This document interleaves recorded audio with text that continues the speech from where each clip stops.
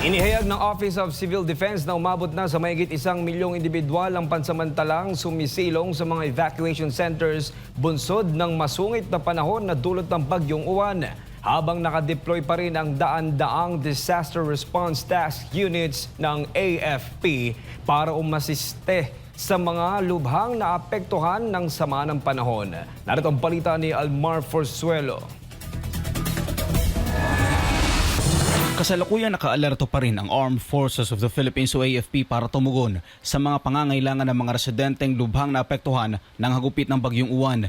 Sa isang pulong balitaan araw ng Lunes, sinabi ni AFP spokesperson Colonel Francel Margaret Padilla na tuloy-tuloy pa rin na tumutulong at nakadeploy ang kanilang mga unifying commands at mga major services para umasiste sa nagpapatuloy na rescue, relief at recovery operations. Para po sa status po ng ating operations po, no, para po sa pagtugon sa bagyong Uwan, sa Armed Forces of the Philippines po, naka-red alert po ang status pa rin natin sa buong Armed Forces of the Philippines bilang tugon po sa epekto nga po nitong bagyong Uwan.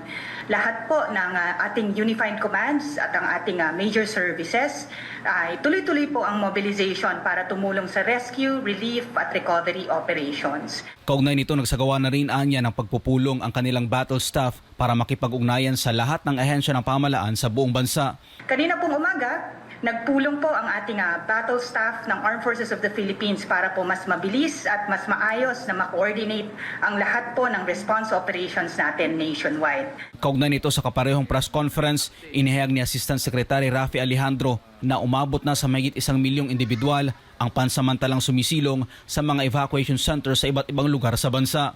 A total of 426,000 or approximately 1.4 million individuals were preemptively evacuated in regions CAR 1, 2, 3, Calabarzon, Mimaropa, 5, 6, NIR 7, and 8 as a precautionary measure due to the potential impact of Tropical Cyclone 1. Dagdag pa niya, umabot naman sa mahigit 2,000 barangay ang lubhang naapektuhan ng bagyong Uwan.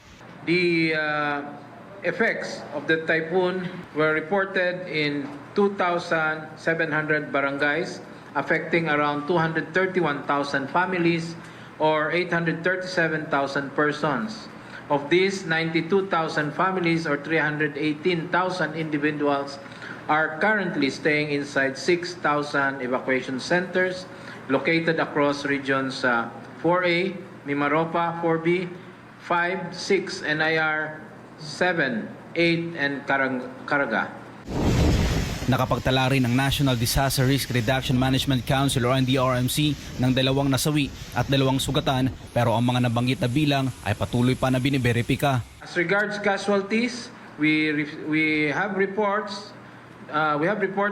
that 2 dead, 1 from Biga and 1 from Bato, and 2 injured individuals. These incidents are still under validation by our concerned regional and local DRRMCs. Samantala, sa panig naman ng Philippine Coast Guard, nakapagtala rin sila ng daan-daang individual na kanilang nailigtas sa kasagsagan ng pananalasa ng bagyong Uwan. The PCG was able to preemptively evacuated 175,000 individuals and rescued 435 individuals during the height of the typhoon from yesterday. Sa huli, sinabi ng tagapagsalita ng AFP na nakadeploy pa rin sa ngayon ang daan-daang disaster response task units nila sa mga lugar na tinamaan ng bagyong Uwan. Sa ngayon po, nakapag-deploy po ang Armed Forces of the Philippines ng 349 Disaster Response Task Units at Search and Rescue and Retrieval Teams po sa iba't ibang lugar po na tinamaan ng Super Typhoon Uwan.